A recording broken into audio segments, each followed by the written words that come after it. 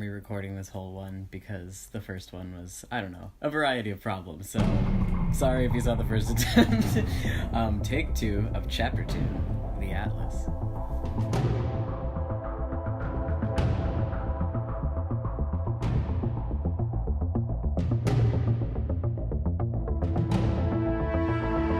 Now playing as Kerry. The Atlas towers before you, its elegant hull gleaming in the starlight. You walk forward to get a closer look. It's massive. I've never seen a more beautiful ship. I'm honored to command something so breathtaking. I'll take that as a compliment. I designed the Atlas myself. Artemis raises her arm in a grand gesture toward the enormous ship. As you can see, the Atlas is the epitome of luxury. It caters only to the galaxy's wealthiest and most refined passengers. I'm glad you've dressed the part. To make a good impression with the crew and passengers, as you suggested. I have no doubt you will. I trust you already know from the itinerary that your destination is the capital planet, Matara. Sol appears by Artemis's side to hand her a small data screen. The map manifest is ready for you, Artemis. Excellent timing, Sol. Passengers and the rest of the crew are already on board and ready for takeoff at our pre-scheduled time. Well done. I look forward to seeing you on Matara. Sol nods and smiles at you, then disappears aboard the Atlas. Artemis uses the data screen to project a virtual map room around you.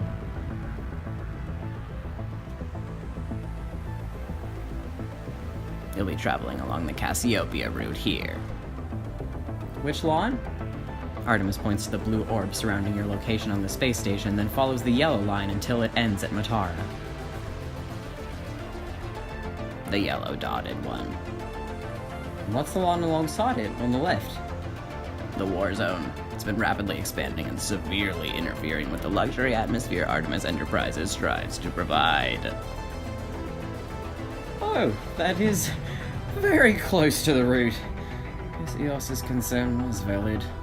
She taps on her data screen to close out of the map projection. It's your job to keep the passengers happy and in a constant state of luxury and contentment. And safe, obviously. No scratches. No scratches on the passengers? No, on the ship. But now that you mention it, the passengers shouldn't be injured either. Artemis looks up at the Atlas with a darkened expression. I won't lose another ship because some hotshot captain thinks they can take on the Civil War themselves. As captain of the Atlas, it's your job to ensure nothing like that happens. I'm trusting you with one of my best ships. Don't worry. My training as a diplomat will get us out of any situation. Whether it's with the crew, the passengers, or an outside force, I can find a peaceful way out of it. Excellent. That's exactly what I would want you to do. I'll be relying on Sol to keep me updated on how the Atlas is faring under your command. Specifically, he'll inform me of the condition of the ship, how well crew is working together, and the general satisfaction of the passengers. Don't let me down, Kerry. I won't. I promise I'm going to be the best captain you've ever seen. Artemis raises her eyebrows skeptically as she pulls up another projection from her data screen. Does she have eyebrows? Okay, she has eyebrows. Sorry. You are the fucking Atlas. Okay, I'm not gonna talk about this part because this is just a diamond choice where they're trying to get you to redecorate the Atlas, but I don't feel like either of the decorations look that different than the original, and I'm saying that as a fan of this shit. I'm like, I was ready to spend the diamonds, but I feel like they look all the same. I don't know if they unlock any scenes or anything, because as you can see, I did not pay for that, and then you get an achievement for not paying for it. Anyway, Kerry, many of our passengers plan on attending the peace talks between the Vanguard and Jara on Matara. It's the reason you must travel along the Cassiopeia route as quickly as possible. That route is the only way to arrive there in time. There must be no delays. Got it. When do we depart? Less than 10 minutes. The Navigator of the Atlas will be showing you to the bridge. Good luck, and try not to end up like the other captains. It looks bad to have so many get themselves killed or fired. I'll try? As Artemis strides away, you see a young Sigog bounding down the ramp of the Atlas toward you. You must be Kerry! I'm Holmes the Navigator! It's so exciting to meet you! Hello! Before you can get another word in, Holmes gasps and rushes over to where V hovers beside your shoulder. No way, is that a VSS-3? I've only ever seen diagrams. I heard only a handful were made because a fashion designer accidentally programmed her personality into them. Yes, but it's impolite to address a slab as VSS. I don't mind, Kerry. It feels nice to be noticed. My name is V. I love your outfit, Holmes. Hi V, I love your pose. I guess you do have a programming flaw that makes you obsessed with fashion. V spins in an excited circle. Thanks, but honey, having good fashion sense isn't a flaw, it's a way of life. Holmes turns back to you with a gleeful expression. I'd love to see your virtual closet sometime. I've read that other cyber just have an internal matrix, but VSS3 has a physical representation. Holmes, and since I'm like still not clear on what the hell V even is in the first place, or I'm like, is she a different creature that like helps him, or I feel like it's like a part of his body almost, from the way that they're kind of describing this and her, and the fact that it's like rude to just run up to someone and ask to see inside of theirs. So I'm gonna have him be like, Holmes, let's work on your personal boundaries. We just met. Oh, right, sorry. Sometimes I get ahead of myself. Holmes waves his arm for you to follow him as he scampers back up the ramp. This way! We've got to get you to the bridge so we can take off! You hurry up the ramp behind him and into the Atlas main corridor. So Holmes, have you been the Navigator of the Atlas for long? You look, young? Yeah, I get that a lot. I'm 21. I've been on the ship for about a year. It's my sister's age. She just got herself the chief engineer job here on the Atlas. Wow, you get to work with your family! You must be so excited! You roll your eyes, but Holmes doesn't notice. Overjoyed! The corridor opens up, revealing the bridge of the Atlas. Is this where I'll sit as the captain?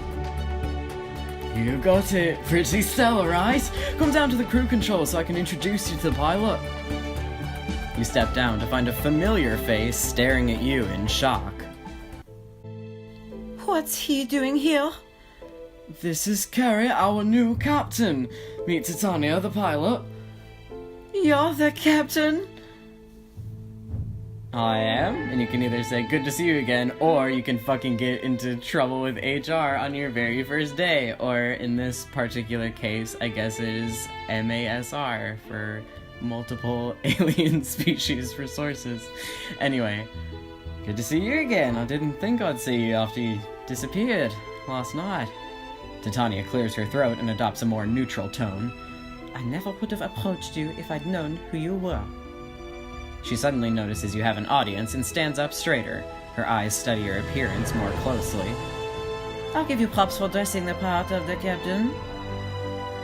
Thank you. I get the feeling that's half price from you. I heard that you've never been a captain before. Yes, but... And once again, you have a super, like, egregious flirt option. But maybe I'll have him say it genuinely, innocently, like, yes, but, maybe you can teach me a few things. I do know a thing or two I could show you.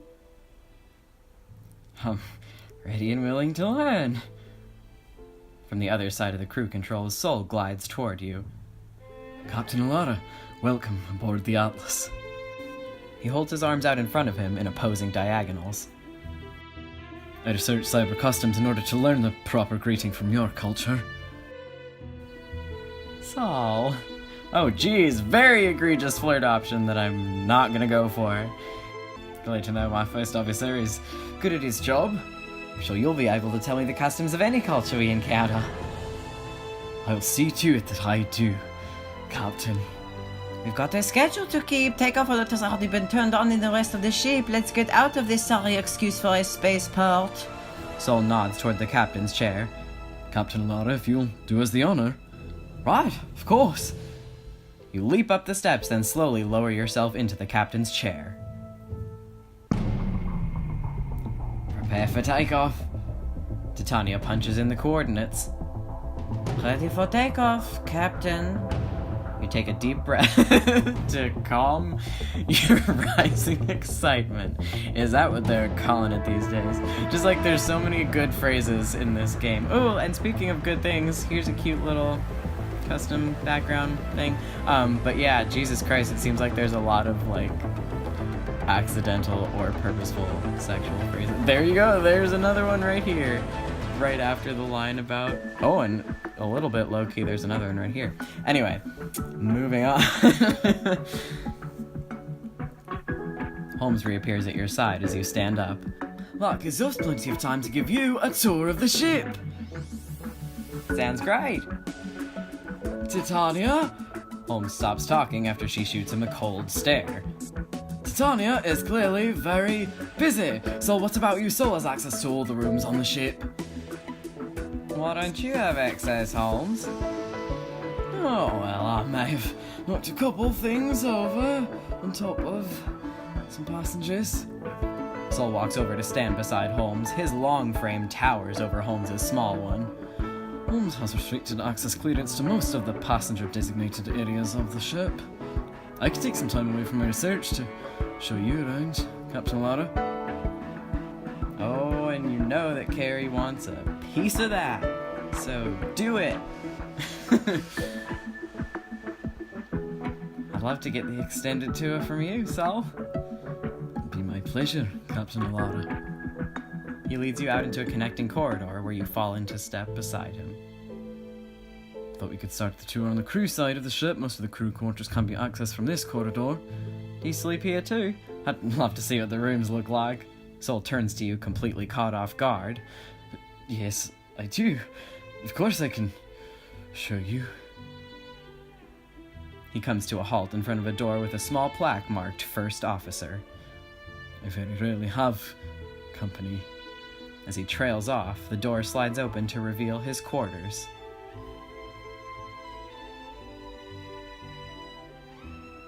Oh, nice. And, you know, Kerry wants to fucking flirt with him, but I feel like he would say it's something accidental. Like, I wish they had something about, like, I don't know. I wish they had an accidental flirt option about, like, saying something about his bed that just comes off a certain way instead of just being like, let me come back to your room again. Anyway, I'm gonna have his little dingus ass be like, it's so clean and tidy. I bet you always know where everything is. Sol smiles shyly. I take pride in being organized. It helps me focus on other things. You step out of his room, then follow him to a door with a plaque that reads Captain's Quarters. These will be your quarters. The door opens to reveal the luxurious interior of the captain's quarters. Another cute new background, y'all. You slowly take it all in. Look at I love the little sparkling, like the way that the chandelier light kind of hits the floor. I love this shit, y'all. Okay. Whoa. If I lie down on that bed, I may never want to get up. I have to drift off to sleep every night looking out at the stars. I enjoy doing that as well. Ooh, now Sol's the one hella hitting on him. Next, I thought I would show you one of the most prestigious restaurants aboard the Atlas. Perfect! Lead the way! As you leave the room, you take one last look around. A few minutes later, you step into Equinox, the premier restaurant on the Atlas. Oh, I'm impressed. The dinner performances too. Yes, at least once a night. In addition, the chef is calcium renowned and uses organically grown ingredients rather than materialized ones. I can't wait to eat here. And once again, oh no, not once again, this is the perfect one. I'm like, this is a flirt option that makes sense and is contextual and is perfect for the characters and the setting, and I like it, and it's cute. Here we go. I'll need a dining partner. I would be happy to dine with you. Good. It's bad luck for a captain to eat alone. Sol inches in the direction of the corridor.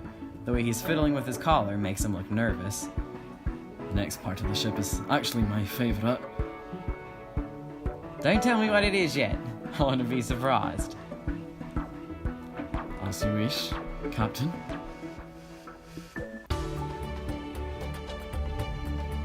After following Sol through a series of corridors, you emerge inside a giant shopping district. One of my favorite backgrounds. Look at it, all the lights. This is your favorite section. Does that mean you love to shop? Not exactly. He walks forward beneath the colorful lights, his face upturned toward the glow.